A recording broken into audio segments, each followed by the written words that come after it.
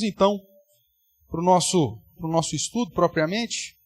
Eu convido você a abrir a palavra do Senhor, lá em Apocalipse, capítulo 21.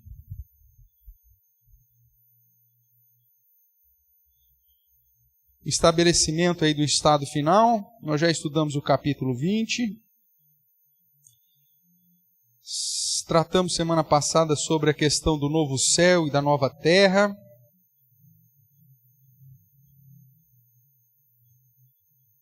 Fizemos o paralelismo lá com o livro do Gênesis. Estudamos a relação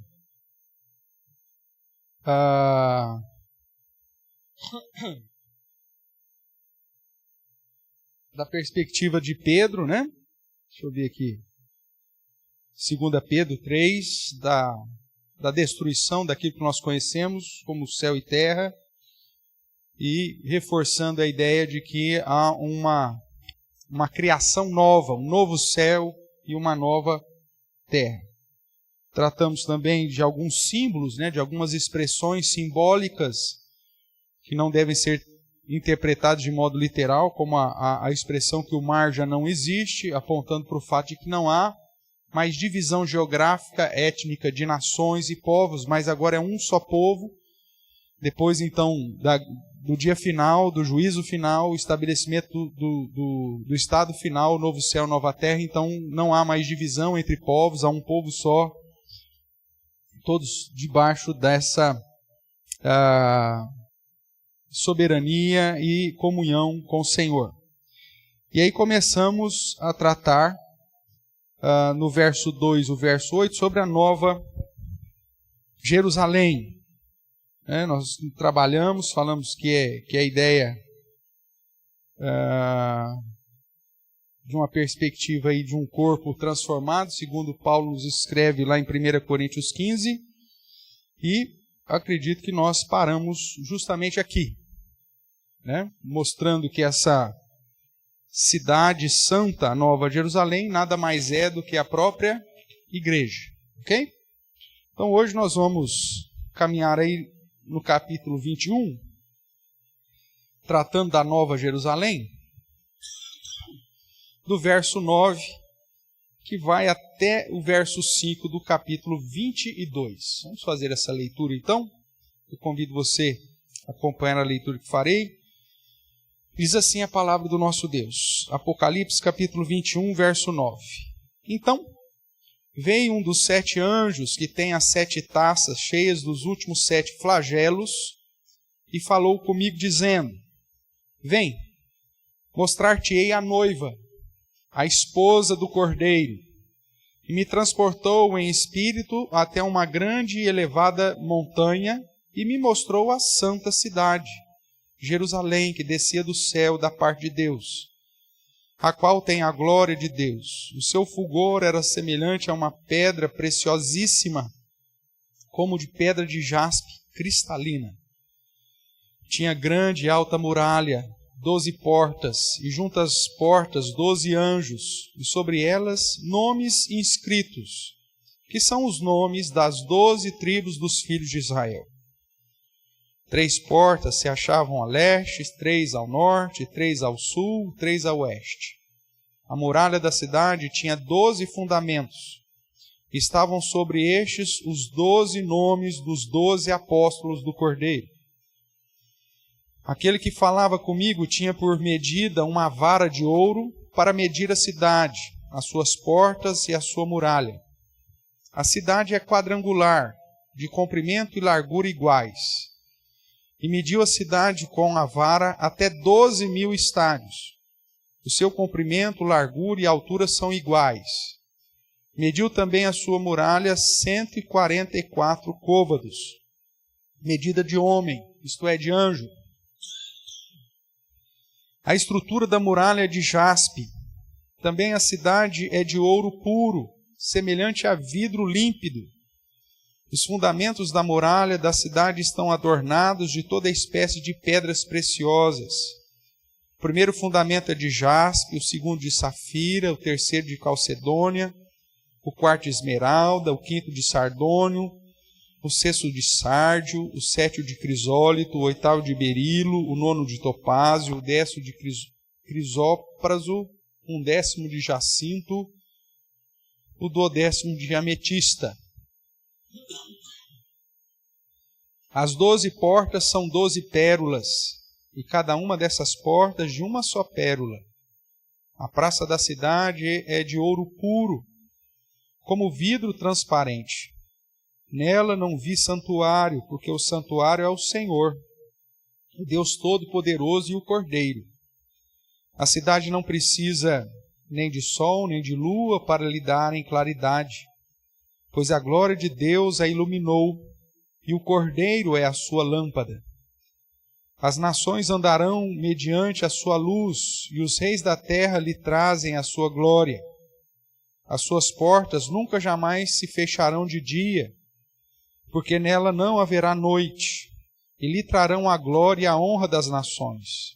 Nela nunca jamais penetrará coisa alguma contaminada, nem o que pratica abominação e mentira, mas somente os inscritos no livro da vida do Cordeiro. Então me mostrou o rio da água da vida, brilhante como cristal, que sai do trono de Deus e do Cordeiro.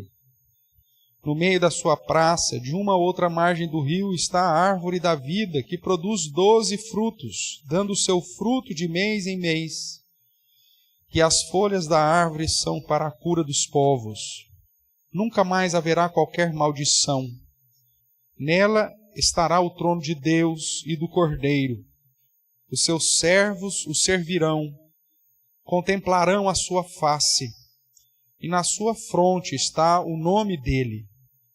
Então já não haverá noite, nem precisam eles de luz de candeia, nem da luz do sol, porque o Senhor Deus brilhará sobre eles e reinarão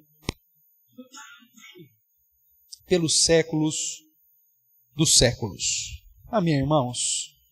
Nós estamos aqui, então, mais uma vez ele repetindo, né, sobre a ideia da cidade. Ele já havia falado isso no começo do capítulo 21, mas agora ele volta nesse paralelismo para dar mais detalhes sobre a cidade santa, né? Lá no verso 2 do capítulo 21, você já vai ver aí, né? Vi também a cidade santa, a nova Jerusalém, que descia do céu, da parte de Deus, ataviada como noiva, adornada para o seu esposo. Então ele já falou que essa cidade e a noiva são a mesma coisa, só que agora ele abre mais um leque aqui para explicar um pouquinho de alguns detalhes a mais desta cidade que é a noiva, né? Então, no verso 9 aí nós encontramos maiores detalhes aí. Então, com o estabelecimento do estado final, no novo céu e na nova terra, o foco da revelação passa a ser em descrever agora como que vai ser a vida lá. Como que vai ser a nossa vida nesse novo estado final. Como que vai ser a nossa vida lá na nova Jerusalém, no novo céu, na nova terra, nesse lugar criado, novo para nós. Então ele entra em cena de modo mais detalhado a cidade santa, a nova Jerusalém, que significa nada menos do que a própria igreja de Deus, o povo de Deus, a esposa do Cordeiro, os crentes. Tá? É um símbolo para apontar para os crentes. Então você vai ver, por exemplo, o adventista gosta muito disso, né? Testemunho de Jeová, não sei o que, eles fazem aqueles desenhos, tudo dourado, tudo bonito. Você pega aquelas revistinhas dele lá, a cidade, tudo de ouro, né? Com cachoeira, do rio, da água viva, eles desenham, eles vão para perspectiva literal. Um ouro que brilha tanto que parece ser transparente. Já viram essas imagenzinhas, né? Essas cartilhazinhas desses grupos assim, geralmente que tendem a interpretar Apocalipse de um modo literal. Os caras se pegam a cada detalhe e aí põe, não sei se você já viu, né? Mas os desenhos, os crentes estão tudo com cara de tonto assim. Já viu dos desenhos? Põe aqueles trem tudo iluminado, ouro para todo lado, um trem tudo assim, andando no meio de cobra, no meio de leão, cordeiro, zebra, rinoceronte, tudo tal, como se fosse uma harmonia perfeita, tal. Irmãos, não é nada disso. Não é nada disso. São símbolos que apontam para a própria igreja. O que, de certa forma, Apocalipse está dizendo é que no estabelecimento do novo céu, da nova terra, nós estaremos ali em perfeição. Não haverá mais nenhum resquício do pecado em nós. Nós teremos a marca, o nome de Deus escrito. Ou seja, nós teremos a mente que Deus quer que nós tenhamos.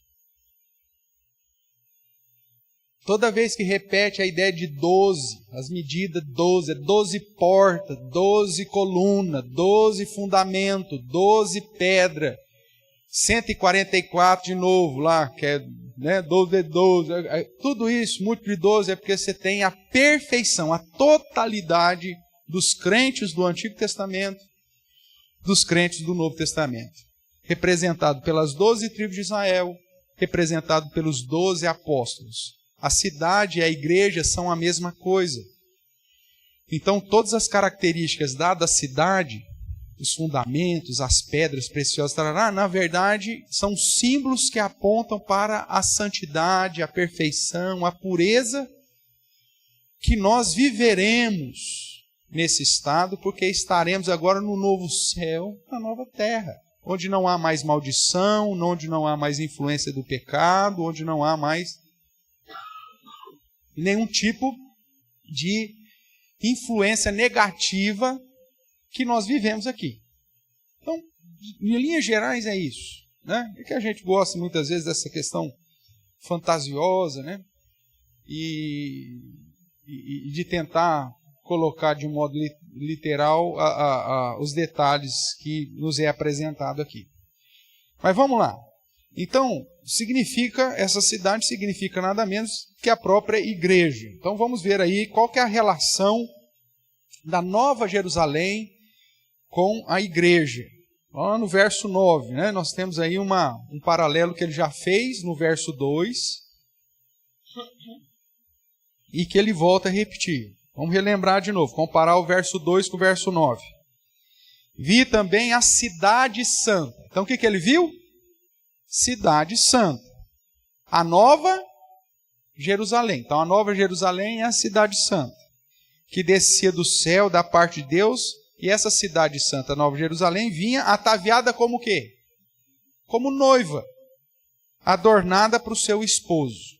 Então quem que é isso? Aí agora, nesse paralelismo progressivo, ele vai explicar.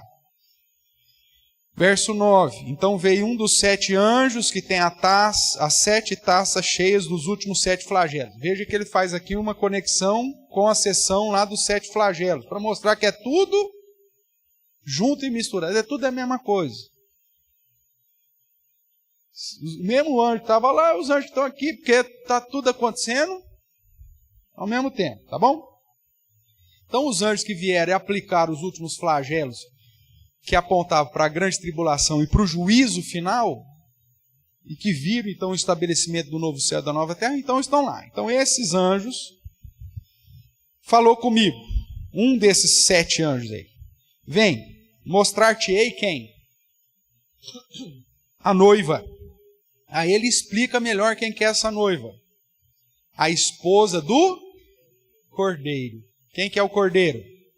Jesus. Jesus é o Cordeiro. Jesus é o leão da tribo de Judá. Então, quando fala de Cordeiro, está falando do Cristo que venceu. A noiva do Cordeiro é quem? A igreja. Né? São chaves que o próprio texto bíblico vai nos dando para interpretar os símbolos aqui de Apocalipse. Então, vem, mostrar-te-ei a noiva, a esposa do Cordeiro. Só que aí, o que acontece? Ao invés de ver a noiva, ele vê o quê? A cidade. Lá no verso 2, eu vou te mostrar a cidade. Aí o que ele viu? A noiva. Agora eu vou te mostrar a noiva. E o que ele vê? A cidade. Por quê? Porque é a mesma coisa. Eu quero ver a Nova Jerusalém. Você vai ser, no momento da sua glorificação, você é a Nova Jerusalém.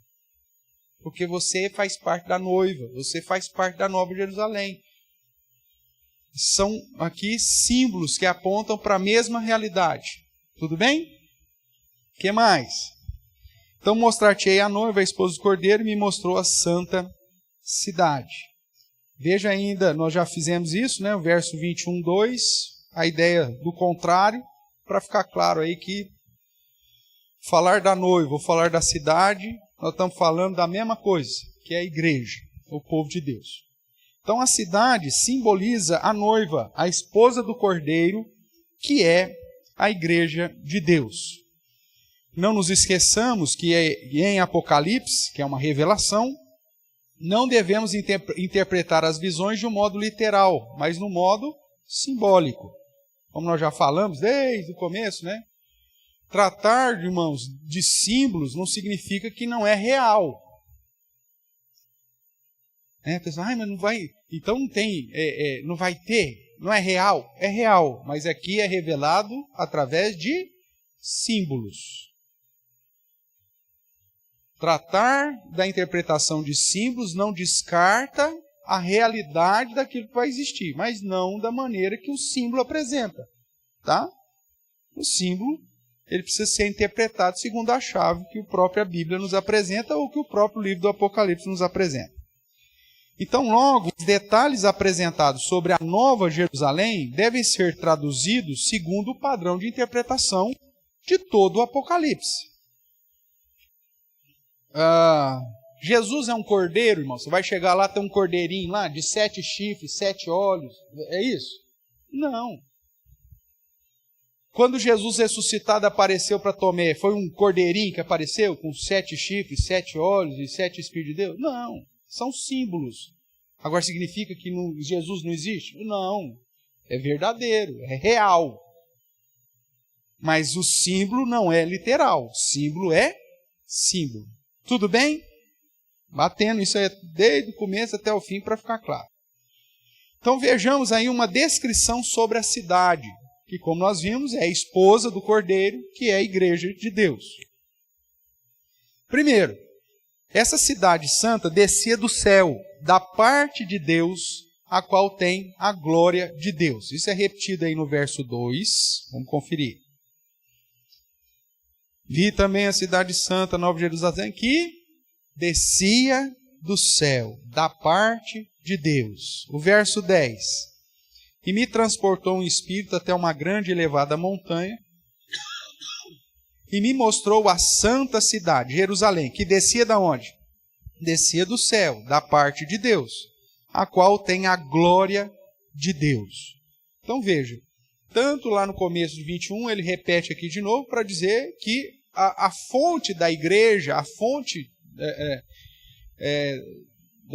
do próprio povo de Deus está em Deus. Nova Jerusalém, a igreja não está ali por si só, ou fruto da sua própria ação, mas ela sempre é direcionada, dirigida por Deus, desde sempre. A obra da salvação é inteira de Deus, né? Esse monergismo, uma ação única, única de Deus, que prepara um povo para si antes da fundação do mundo e que agora aplica isso na questão do novo céu e da nova terra.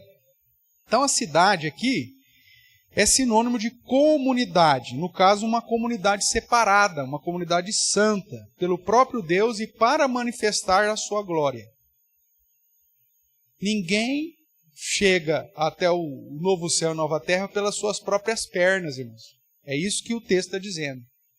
Mas a gente vem da parte de Deus. A nossa salvação, quanto da nossa eleição, predestinados em amor, em Cristo, antes da fundação do mundo, é sempre a ação de Deus, preparando um povo para a sua própria glória, e que vai estar nesse novo céu e na nova terra, não pelos seus méritos, mas por ação totalmente de Deus, porque é para a glória de Deus. Ninguém vai chegar lá e, chegamos, conseguiu também. Não, nós fomos conduzidos pelo Senhor. Não haverá nenhuma glória em nós mesmos para dizer, cheguei, consegui. É Deus quem nos conduz. Desde a eternidade, é Deus quem nos coloca nesse novo céu, nessa nova terra. Os escolhidos, os que estão inscritos no livro da vida do Cordeiro. Agora ele amplia um pouco mais. Não é só o livro da vida, mas é o livro da vida do Cordeiro. Porque o Cordeiro, nós somos predestinados em amor em Cristo, é nele. Então todos esses dados que vem aqui no capítulo 21 apontam para o fato que nós chegaremos lá não por nossos próprios méritos, mas pela glória e ação única e plena, monergista de Deus. A glória é só dele, ele não divide a sua glória com ninguém, né? Então, aquela expectativa de que nós estamos correndo para o céu, né? Corridas de obstáculos, né? Pulando os obstáculos, saltando muralhas, derrubando não sei o quê. Nós fazemos isso por causa da graça de Deus. Se não fosse Deus agindo em nós, por nós e através de nós, nós continuávamos lá no mesmo lamaçal de pecado onde Ele nos tirou um dia. Continuaríamos perdidos para todo sempre. Então a cidade vem da parte de Deus, desce de Deus, é para a glória de Deus, porque aponta para o fechamento dessa obra salvífica que começa em Deus e termina em Deus. Tudo bem até aqui? Então, o foco é mostrar que a Nova Jerusalém não tem glória em si. Perdão. Mas a sua glória vem da parte de Deus. Tudo bem? Então vamos lá. Você pega para mim mais água, que aqui já a cumbuca secou e a Paty jogou dela. Eu pedi, mas a Paty jogou fora. Obrigado. Então vamos lá. Simboliza, irmãos, né, a comunhão santa e gloriosa que teremos com Deus. Nós viveremos em comunidade, na presença, em harmonia com Deus Todo-Poderoso. Então a gente vem de Deus, nós somos de Deus, por Deus, para Deus e para a glória de Deus. E esse é o foco da noiva, que é a cidade, que é a Nova Jerusalém. O que mais? Segundo ponto aí. Veja aí na sequência do verso 11, que fala do fulgor, né, dessa cidade, que é a noiva. Obrigado, Duda. Diz assim o verso 11, o qual tem a glória de Deus, o seu fulgor era semelhante a uma pedra preciosíssima, como pedra de jaspe cristalina. E aí vai, presta atenção agora do 12 até lá na frente. Tinha grande e alta muralha, quantas portas? 12, você vai ver que esse número 12 é repetido aqui várias vezes. 12 portas, e junto às 12 portas tinha o quê? 12 anjos. E sobre elas, nomes inscritos, que são os nomes de quem? 12 tribos dos filhos de Israel. 3 portas a leste, 3 norte, 3 ao sul e 3 ao oeste. É a ideia aqui da totalidade. A muralha da cidade tinha quantos fundamentos? Olha aí, 12 de novo. 12 fundamentos. Que estavam sobre estes, o quê? O quê? 12 nomes. E os 12 nomes de quem? Dos 12 apóstolos. Um ficou de fora, hein? Pastor, que nome que vai estar lá? O de Paulo ou o de Mateus? Meu Deus, só chegando lá, pra você saber. Mas eu acredito que seja o de Paulo, obviamente, né? Mas, não, porque o colégio apostólico elegeu outro no lugar de Judas. E agora? Quem que fica? No dia que você chegar lá, você começa a ler os nomes. Primeiro você decora os 12 nomes, porque você não sabe nem os nomes agora dos apóstolos, então pouco que importa se é de Matias ou de Paulo. Vou perguntar, fala qual é os 12 apóstolos. Né? Tem gente que é Pedro, João, Marcos e como que é? A musiquinha lá? Pedro, João, Pedro, Tiago, João e o barquinho. O barquinho não era apóstolo? Não, não é. Né? Então, decora primeiro os nomes dos apóstolos lá, depois você vê. Mas não importa, os 12 nomes dos 12 apóstolos. Os 12 apóstolos de quem? O que está escrito aí? Os 12 apóstolos do Cordeiro. Olha, mas que Cordeiro? De Jesus. É símbolo. Ou Jesus veio igual um cordeiro? Literalmente falando. Não. Ele exerceu a função do Cordeiro de Deus, mas é só um símbolo. Aquele que falava comigo tinha por medida uma vara de ouro para medir a cidade, suas portas, suas... cidade é quadrangular, é um cubo, né? Quadrangular de comprimento e larguras iguais. E mediu a cidade com a vara até o quê? 12.000. Agora é 12.000 estádios. O seu comprimento e largura são iguais. Mediu a sua muralha 144 côvados. O que é 144? Isso, pouco importa. Podia ser um côvado daqui a aqui. O problema não é a medida. Uns vão falar que é 56, outros vão falar que é 54. Pouco estou me lixando com a medida do côvado. Não vale absolutamente nada aqui. É só um símbolo. Porque o fato é quantos côvados? Seja de 52, 54, que depende do tamanho do seu braço aí. Quanto que é a medida aqui? E o que é 144? 12 vezes? 12 vezes 12. Olha, que coisa louca. Ou não é? É ou não é? Faz a conta aí, cara. Vai lá. 12 vezes 12, 144. Oi? Por que esse punhado de 12? Porque, na verdade, está falando que a cidade, que não é cidade nenhuma, que somos nós, a igreja de Deus, a noiva do Cordeiro, ela é composta de todos os crentes do Antigo Testamento, simbolizada nas 12 tribos de Israel, e a totalidade de todos os crentes, os eleitos, escritos no livro da vida do Cordeiro, do Novo Testamento, simbolizada no nome dos 12 apóstolos. E aí, junto os 12, você tem a muralha que envolve 144 corpos. É só isso. Mesmo porque se você colocar isso em medidas, vai ficar apertado. Não vai dar para nós ficar lá, não. Mesmo pôr um em cima do outro, já que é um cubo perfeito, mesmo você pôr um em cima do outro, não vai dar. E você vai reclamar se eu ainda estiver gordinho lá. Você fala, pô, nem para você emagrecer para vir para o céu, né? Porque vai ficar apertado. Não é literal, meu Deus do céu. Nós estamos aqui no capítulo 21 já. É simplesmente um símbolo que fala da totalidade.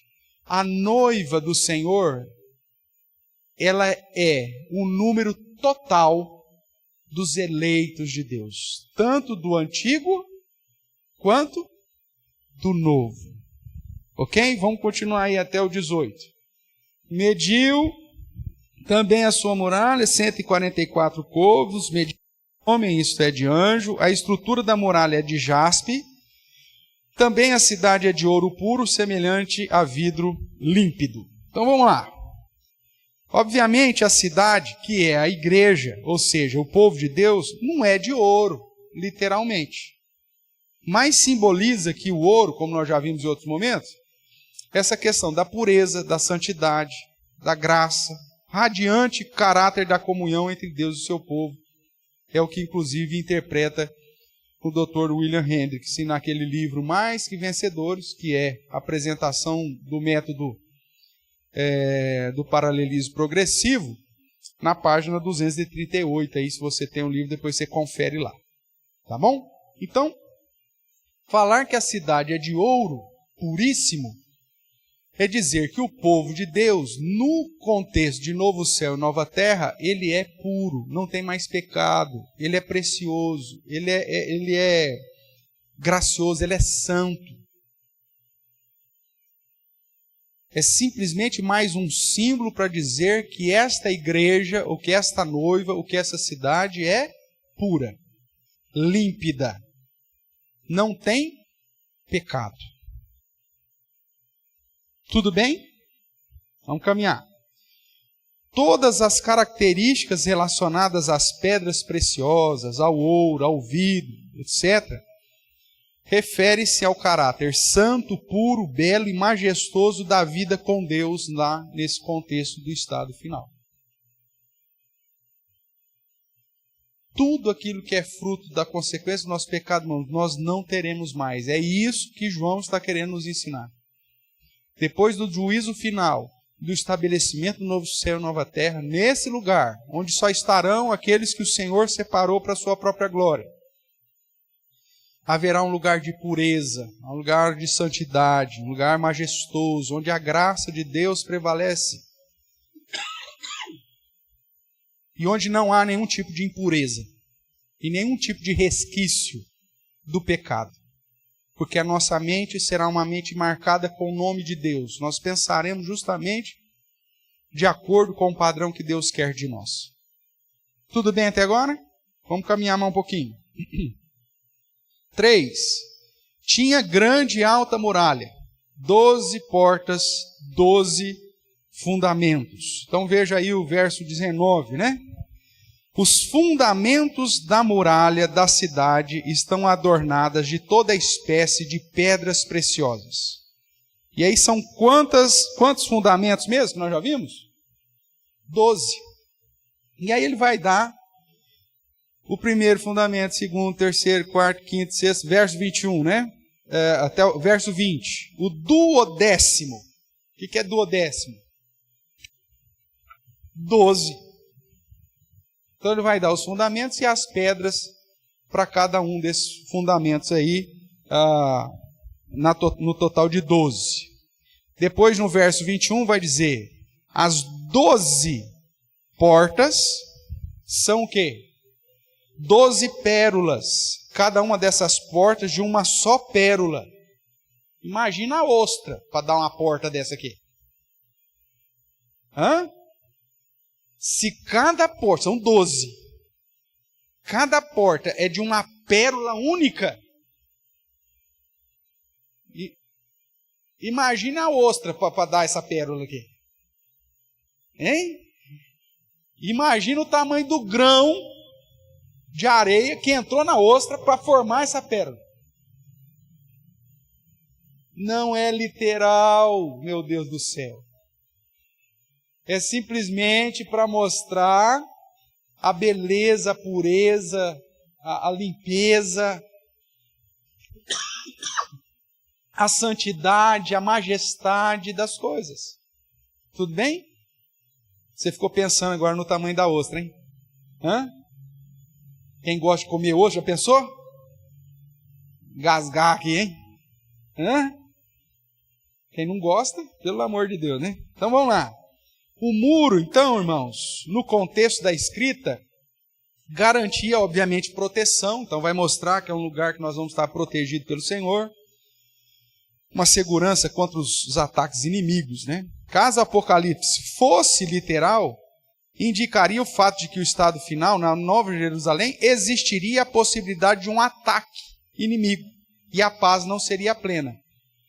Se houvesse literalmente a necessidade de ter uma muralha na Nova Jerusalém, então, peraí, por que tem muralha? Tem risco? Tem risco. Então, peraí, então esse lugar não é um lugar de plena paz. Aqui é só um símbolo para dizer que lá nós estaremos protegidos em Deus. Protegidos na santidade de Deus, na beleza de Deus, na majestade de Deus. Na verdade, então, o símbolo serve para declarar que a igreja está segura e protegida para sempre, desfrutando da comunhão com Deus, prometida tanto no Antigo Testamento como no Novo Testamento. Vamos lá falar aqui da cidade quadrangular. Depois eu vou falar um pouquinho das pedras aqui, mas vamos lá. A cidade é quadrangular. Um cubo perfeito, de 12.000 estádios de comprimento, de largura e de altura. É um cubo. Tudo bem? Mas pouco importa. Pastor, quanto que vale um estádio?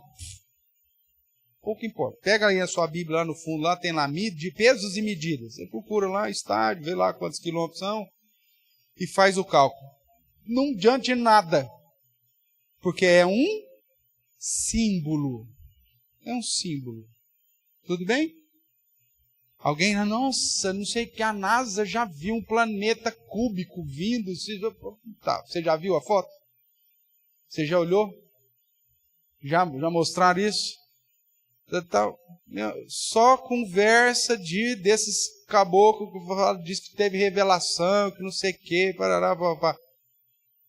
Tudo gente que não tem o que fazer, em vez de orar e viver uma vida piedosa e ler a Bíblia, fica aí atrás de sonhos e visões para fazer confusão no meio do povo de Deus. É para isso que serve esse povo. Então vamos lá, a cidade é quadrangular, num cubo perfeito de 12.000 estádios de comprimento, largura e altura. A ideia não é de uma cidade de 2.220 quilômetros. Eu já fiz aí aqui o cálculo para você dentro de umas possibilidades, tá? Em cada uma das suas dimensões. 2.220 quilômetros de comprimento, 2.020 quilômetros de altura, 2.020 quilômetros de profundidade. Não, não é nada disso.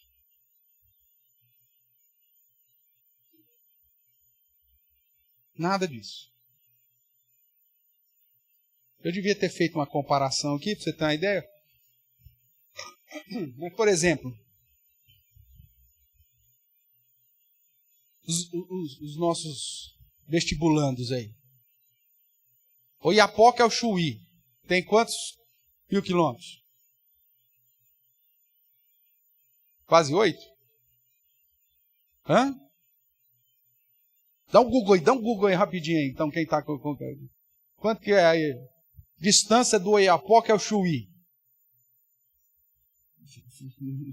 Como que escreve Chuí? É. Mas põe aí que ele vai achar isso aí. Todo mundo pesquisa isso aí. Sei lá, vamos pôr que seja 5.000. Eu acho que é um pouco mais, né? 8.000 e pouco? Vamos ver aí, o Fabinho está fazendo a pesquisa. Segundo aí o Google do 4.000. Tá, metade disso seria aqui o tamanho da Nova Jerusalém. Tudo bem? Ou seja, daria para colocar Nova Jerusalém tranquilamente dentro do Brasilzão. Se fosse só isso, a cidade santa não estava perdida, não ia caber. Nem se fosse colocando de camada, e aí combina, um anjo toca uma trombeta, cada um vira. Vira, agora vira. Vira. Não ia dar jeito, meu irmão. Não é literal. Tudo bem? O símbolo revela a ideia de inteireza, de completude, de perfeição, de equilíbrio em tudo. 12.000 estádios assim, 12.000 estádios assim, ou seja, a ideia de que é algo perfeito, simétrico, no sentido de que não há falhas. Como nós vimos, 12 é o símbolo de totalidade, referindo-se às 12 tribos, referindo-se aos 12 apóstolos, e como nós já interpretamos aqui, referindo-se ao número total de crentes ou dos eleitos do Novo Testamento e do Antigo Testamento. Nenhum dos eleitos de Deus ficará de fora. Veja aí o que diz o verso 27 de Apocalipse 21.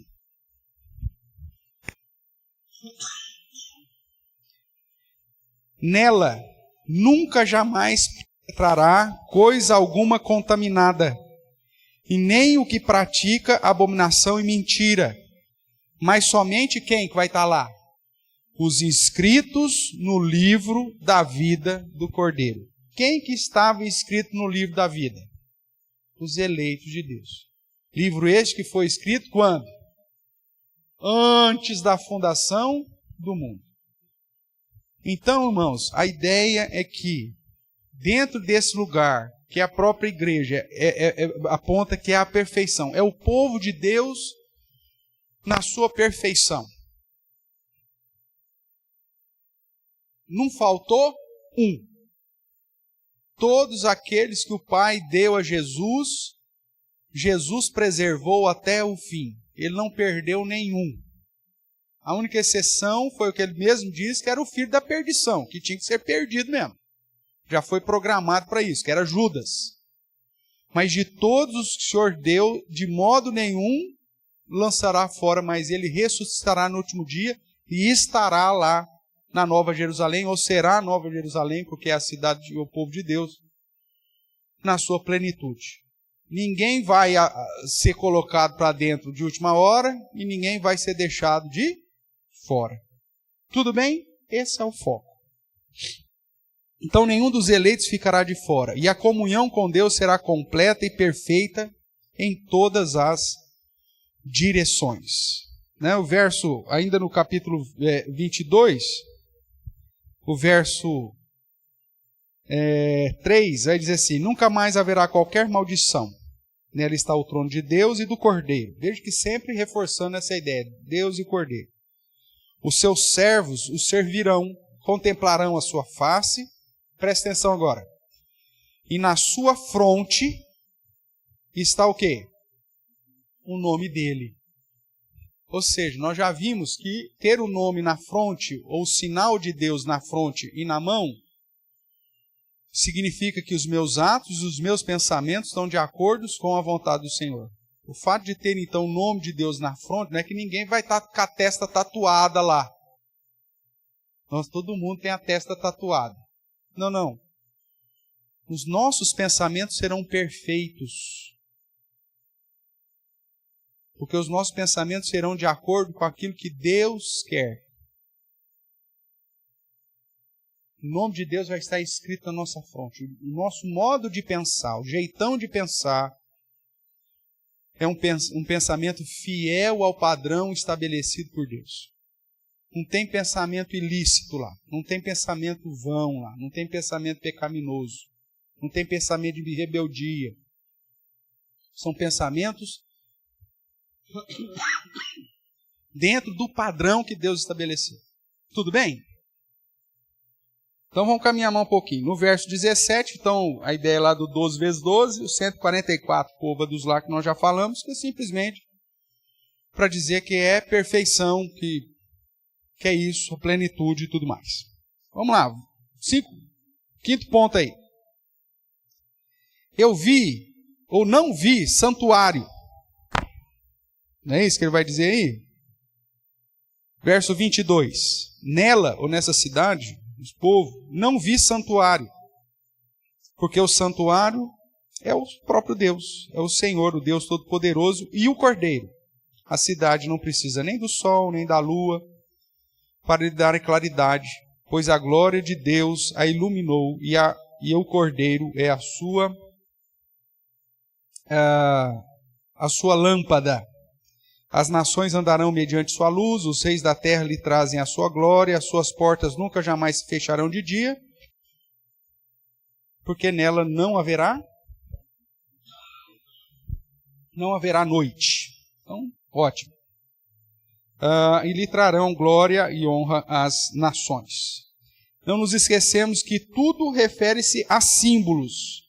Então, da mesma forma que a expressão o mar já não existe, como vimos, não necessariamente indica uma verdade literal, o fato de não haver noite se enquadra no mesmo contexto.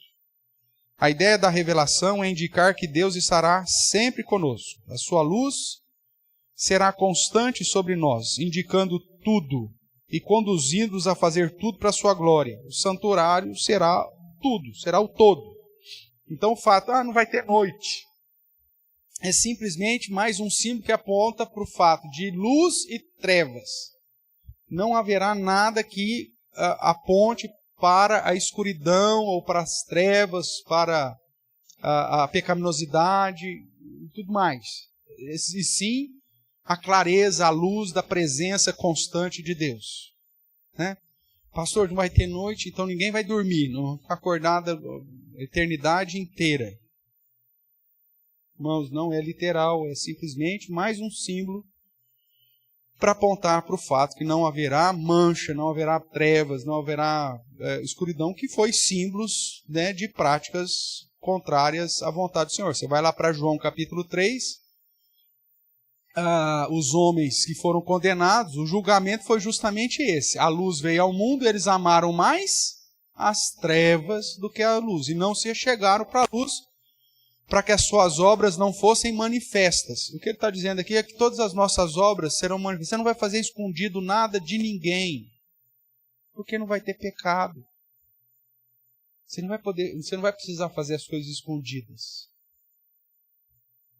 As suas obras, as suas atitudes vão ser sempre claras diante da luz. As suas obras vão ser feitas na luz e, obviamente, não há treva nenhuma. É simplesmente isso. Tudo bem? Dentro da sequência que nós estamos trabalhando aqui. 6º ponto. Me mostrou o rio de água da vida, que sai do trono de Deus e do Cordeiro, a praça, a árvore da vida, e reinarão pelos séculos dos séculos. Então, isso aí no começo do capítulo 22. Entramos então aqui no paisagismo da Nova Jerusalém. Lembremos mais uma vez que o foco é simbólico. Mostra a comunhão, pois o trono de Deus está na cidade, de onde procede toda a provisão para os povos eleitos. A água da vida, a árvore da vida, simboliza o efeito eterno da salvação que vem do trono para os eleitos, que reinarão eternamente com o Senhor e Salvador. Como diz William Hendricks, ele diz, tudo isso simboliza vida eterna, salvação plena e livre, o dom da soberana graça de Deus. E o que é vida, se não a comunhão com Deus? Então, toda essa questão, água da vida, árvore da vida, as folhas que curam, vem para as nações, simplesmente mostra uma comunhão com Deus, de modo que a vida eterna vai ser, de fato, a nossa realidade. O paraíso, comunhão com Deus, né? Da mesma forma que Adão e Eva foram expulsos do Éden por conta do pecado, agora então um novo céu, nova terra restaura aquele padrão de comunhão perfeita com Deus, onde não há mais pecado, onde não há mais maldição, onde não há mais nenhuma possibilidade nem de desobediência. Tá? E essa é a diferença básica do Éden para o novo céu e nova terra. Então, irmãos, falando aqui, eu não sei se eu coloquei aqui, né, mas de um modo mais claro, quando você vai lá, voltando aqui um pouquinho no capítulo 21, sobre o fundamento das muralhas, você vê lá um monte de pedra. De certa forma, o fundamento aponta para as mesmas pedras que eram utilizadas no contexto lá do peitoral do sacerdote, né? Então, serve para apontar para o fato da comunhão, da pureza, né? Da atividade litúrgica, agora em santidade plena, na presença de Deus, e por aí vai. O fundamento é essa adoração a Deus. O fundamento dessa muralha é, portanto, essa pureza, essa consagração, essa dedicação, essa união das 12 tribos na adoração, no cumprimento das ordens litúrgicas, da exaltação, do louvor, do engrandecimento do nosso Deus. Então, são símbolos que apontam para isso. Conclusão do livro, né? Que aí começa na sequência. Então, o livro, quando você olha lá para a sequência do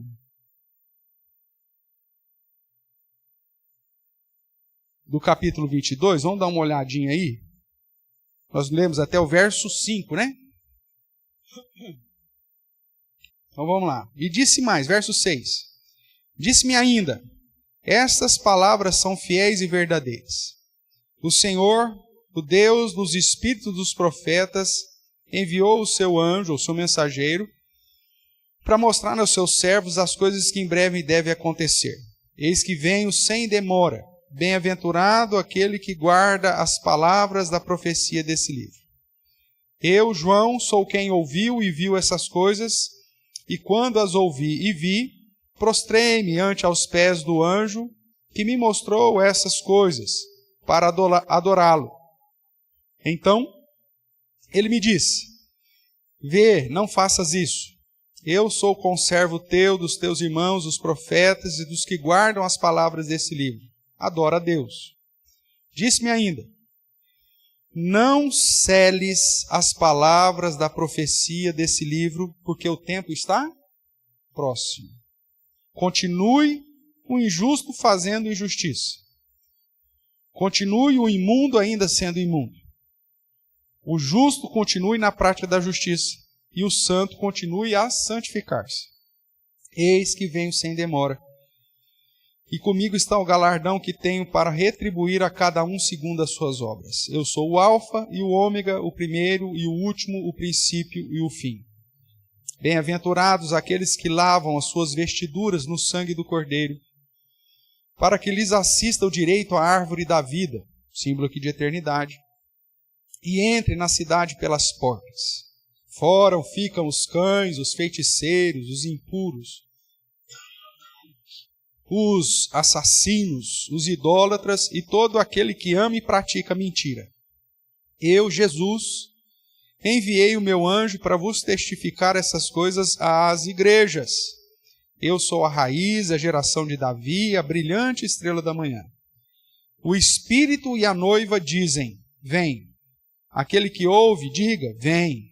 Aquele que tem sede, venha. E quem quiser, receba de graça a água da vida. Eu, a todo aquele que ouve as palavras da profecia desse livro, testifico.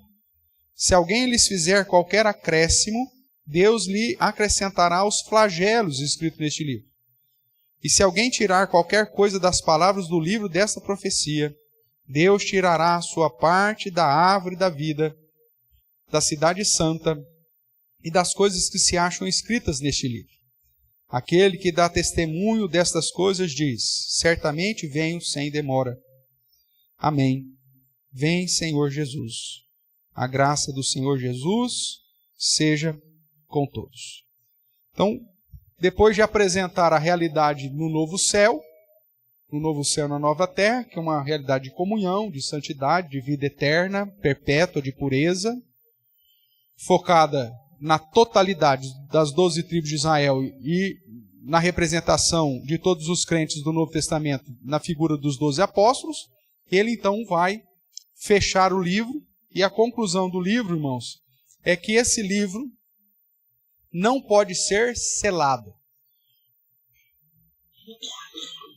Se você se lembra muito bem, quando nós olhamos para a profecia que foi dada a Daniel sobre os últimos dias, o que é mandado fazer lá com Daniel? Selar o livro. Lá para Daniel falar, sele o livro que não é para agora. Jesus pega o livro selado, abre o livro selado e dá continuidade. E agora, então, toda a revelação, o mensageiro que Jesus enviou para João fala assim, não sele. Porque o que está para acontecer já está próximo. É a mesma expressão que acontece quando Jesus, no ministério terreno dele, diz, arrependei-vos e crede, porque o reino de Deus está próximo. Essa é a ideia da proximidade tal, no grego, que você pode pegar. Esse copo está próximo de mim. Então, quando diz, olha, não seles o livro, porque o que está para acontecer está próximo, é o seguinte, já está acontecendo. Já está ao nosso toque. Por isso que o livro não é selado. O Apocalipse já começou.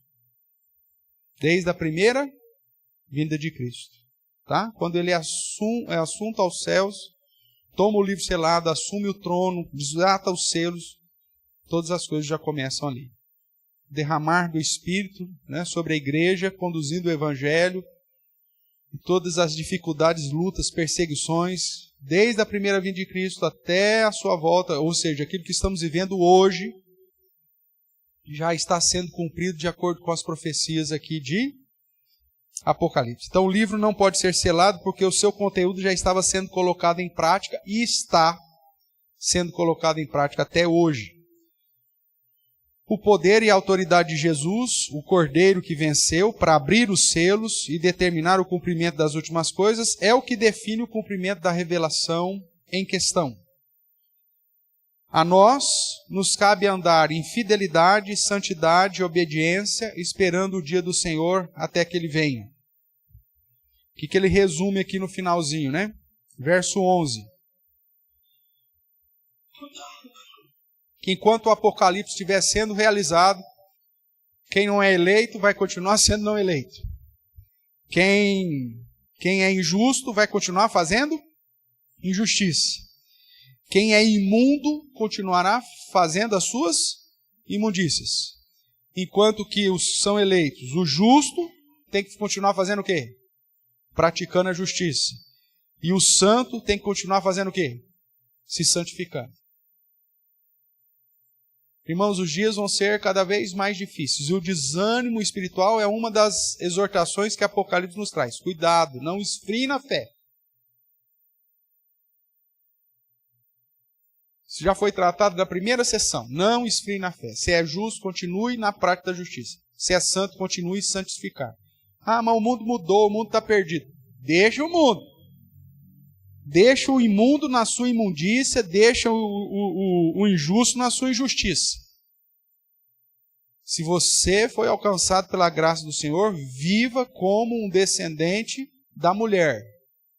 Como uma testemunha fiel, que guarda a palavra e o testemunho de Jesus. Continue andando em justiça, continue andando em fidelidade, continue andando em vigilância, frutificando, se santificando. Lembra das parábolas lá do sermão escatológico, né? A prudência, a vigilância, a operosidade, a frutificação. Nas parábolas das 10 virgens, do servo bom e mau, dos talentos, ou seja, naquelas 4 parábolas que ele traz lá em Mateus, aponta para isso. Obediência, fidelidade, vigilância, prudência, operosidade, frutificação. Pastor, o mundo está perdido. Continue salvo, meu amigo, no sentido de que continue vivendo como alguém que foi alcançado pela salvação em Cristo Jesus. Ah, todo mundo está abandonando o barco. Continua remando você. Ah, todo mundo está desesperado, não sei o que, começou a apostasia. Seja encontrado fiel.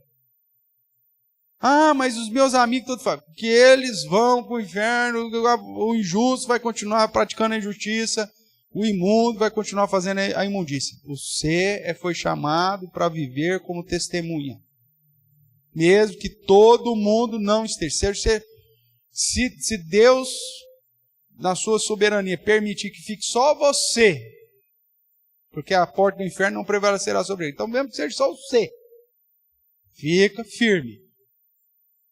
Não se dobre aos assédios da Babilônia, aos enganos do anticristo, das falsas religiões, das ideologias deste mundo. Não se venda a besta que emerge do mar, que quer que você adore a serpente. Permaneça fiel até que o Senhor venha.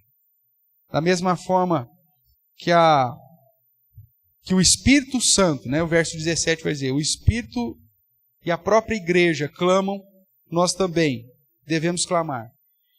Vem. Verso 17, o Espírito e a noiva dizem, vem. Aquele que ouve, diga, vem. Aquele que tem sede, venha. E quem quiser receber a graça, ou de graça, a água da vida, venha. Essa é a ideia.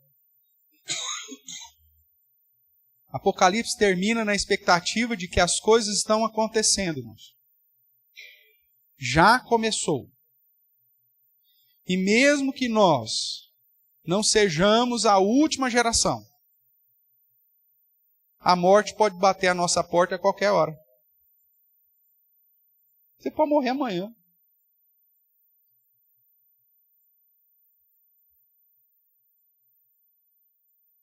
Ou não?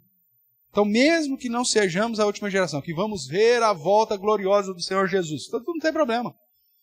Você tem que viver hoje como se fosse o seu último dia. Você não sabe. Glorificando a Deus, andando na prática da justiça, andando em santidade, testemunhando a respeito do poder do Senhor. Sabendo que todo aquele cujo nome está escrito no livro da vida do Cordeiro, esse estará por toda a eternidade na presença do Senhor, quando depois do dia final for inaugurado o novo céu e a nova terra, ou seja, o estado final. É assim que termina, portanto, irmãos, o livro de Apocalipse, com a promessa de que o próprio Senhor Jesus diz que ele vem sem demora.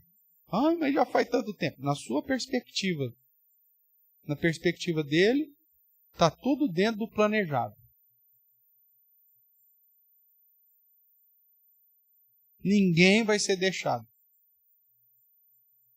Nós não sabemos se todos os eleitos já foram alcançados. Se tivessem sido, provavelmente o fim já teria chegado. Se não chegou, é porque os eleitos ainda não foram totalmente alcançados. Pastor, o que eu faço então? Pregue o evangelho. Você não sabe quem é o eleito.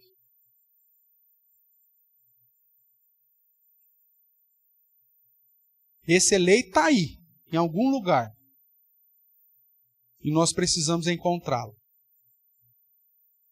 Para que isso aconteça, nós precisamos pregar o evangelho a toda criatura.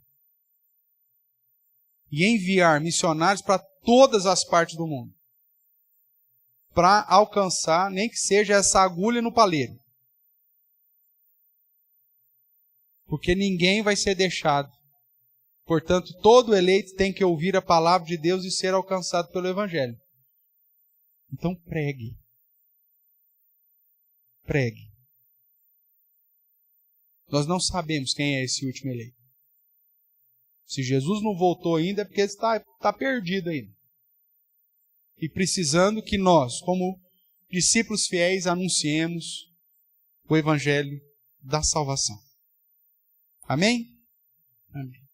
Alguma pergunta, irmão, sobre aí o capítulo 21 e 22, que trata do encerramento aí? Algum ponto que não ficou claro? Em especial aqui da relação da cidade, desse negócio do 12, 12, 12, 12, que é simplesmente para apontar a totalidade. Ficou claro? Acho que o grande avanço no estudo aqui do livro de Apocalipse que nós fizemos é quebrar essa perspectiva que infelizmente invadiu a igreja contemporânea. Se você for olhar para a igreja antiga, não tinha esse problema não. Esse negócio é recente. 200, 250, no máximo 300 anos. Essa é a interpretação simbólica. E isso tem feito dessa geração uma geração pior de crentes. Porque quando nós interpretamos o Apocalipse numa perspectiva literal, irmãos, e desprezamos a perspectiva simbólica como a melhor interpretação, a gente fica preso em alguns detalhes que não são importantes. E negligenciamos aqueles pontos que verdadeiramente são importantes. Eu já vi crente, inclusive, me falar que não tem problema, se Jesus vier, vai ter o arrebatamento secreto, depois eu me arrependo. Se eu ficar, depois eu me arrependo. É só morrer depois por causa de Cristo que está tudo certo. Quem te contou isso foi o próprio dragão, meu amigo, porque essa é uma mentira lascada. Você, como alguém que foi escolhido, chamado, lavado no sangue do Cordeiro, você tem que viver em pureza, em santidade, em piedade, hoje. Agora. Não tem segunda chance. Mesmo porque se você morreu sem Cristo, já era. Tudo bem? Perguntas, irmãos? A gente encerra assim, então, o nosso comentário aí sobre Apocalipse.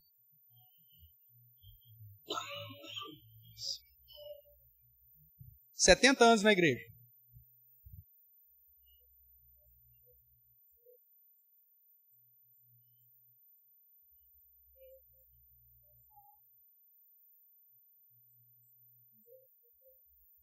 Louvado seja Deus. E sempre a gente aprende mais. Continua estudando, que a gente sempre tem detalhes mais. Amém. Louvado seja Deus. Mas quem comprou, irmãos, eu incentivo a comprar o livro do William Hendricks, né? Mais que Vencedores. É lógico que nós usamos ele como base, né, na nosso estudo. Trouxemos algumas questões mais contemporâneas, é verdade também, que ele não vai tratar disso, né, o contexto dele é só o comentário. Mas quanto mais a gente estuda Apocalipse, usando os óculos corretos, mais as coisas começam a fazer sentido. E mais a gente fortalece o nosso modo de vida cristão, irmãos. A própria Bíblia diz que é bem-aventurança conhecer a revelação. Eu fico entristecido, irmão, ouvir, né, uma declaração dessa, porque a igreja falhou. Tem falhado, né, no estudo das Escrituras. Porque ela vai simplesmente falar, vai estudar Apocalipse? Muito difícil.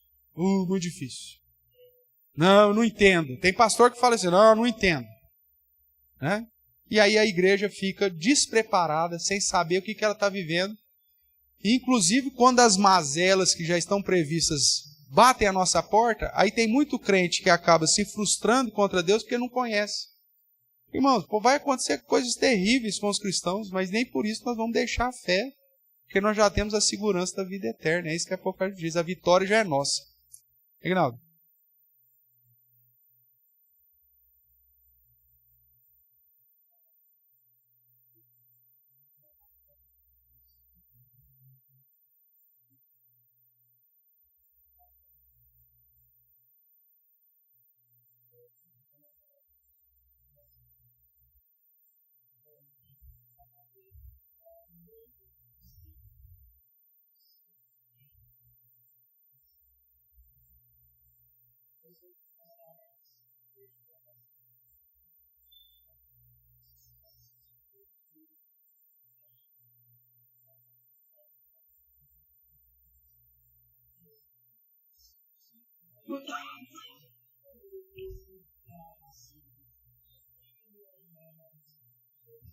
É isso mesmo. Infelizmente, 90% das músicas que tratam de escatologia, da volta de Jesus, são músicas contaminadas pela interpretação literal. E não tem cunho verdadeiramente bíblico. Estão muito mais pautadas nas revelações, nas interpretações, nas falsas interpretações. E a gente gosta. Esse é um tema que as pessoas gostam. Os cristãos gostam de falar sobre a volta de Jesus, sobre Apocalipse, tarará. Mas quando usa o óculos errado, vira essa bagunça que a gente vê, né? E você vê, por exemplo, dentro de um contexto da igreja presbiteriana, você tem várias e várias peças de coral, inclusive, de cantatas, não sei o quê, que, olha, nem para jogar no lixo presta, porque coitado do lixo, de tanta asneira teológica que tem nessas músicas. Né? E uma das influências negativas que nós recebemos, porque tem qualidade musical, não tem qualidade teológica, mas tem qualidade musical, muitas vezes vinda via adventismo. Né? Muitas músicas são, artisticamente falando, lindas. E apresentações assim, fenomenais. De quartetos, grupos de homens, corais, mas que tem o cunho de uma interpretação literal. Né? De arrebatamento, de arrebatamento secreto, que não tem amparo nenhum na Escritura. E que aí a gente, por falta primeiro, de estudo dentro da igreja presbiteriana, para defender aquilo que nós realmente cremos, e até mesmo de gente capacitada para compor e fazer peças tão bonitas ou melhores, a gente acaba pegando emprestado aí aquilo que não deveria e acaba cantando e falando aquilo que não deve, né, teologicamente falando.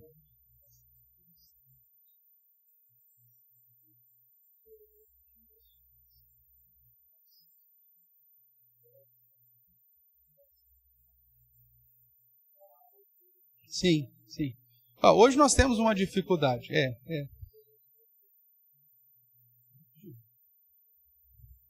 Você gosta de música, você sabe disso.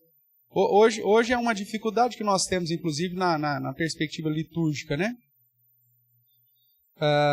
De encontrar músicas com letras que realmente vão trazer mais edificação do que problema, né?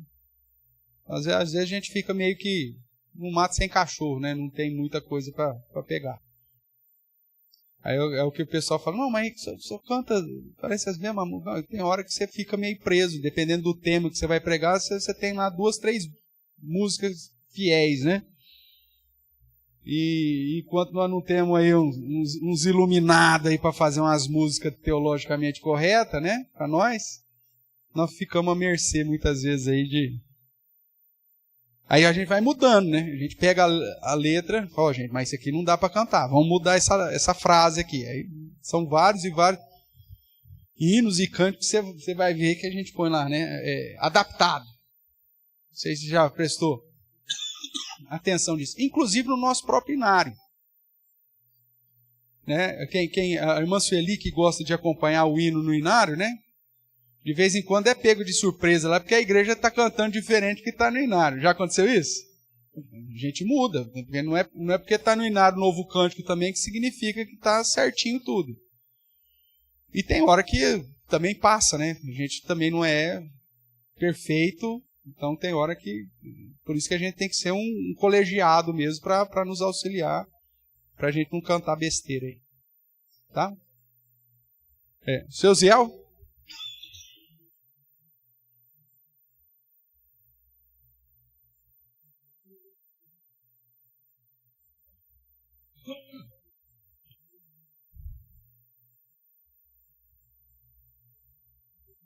Sim.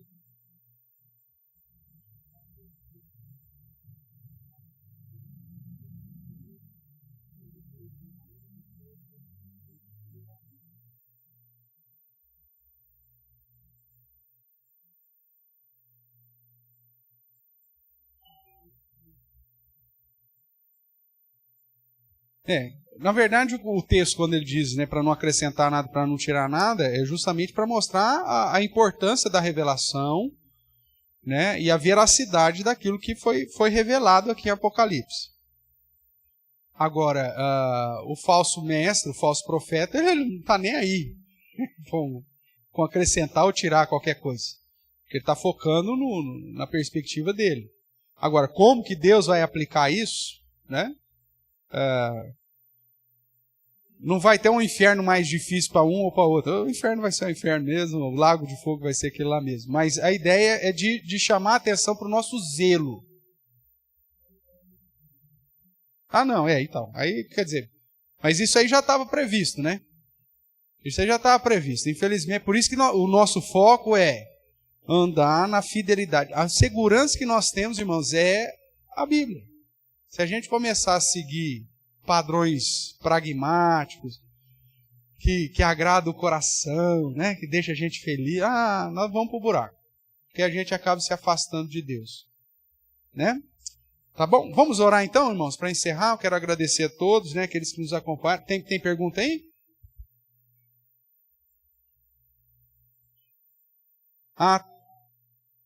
Tá.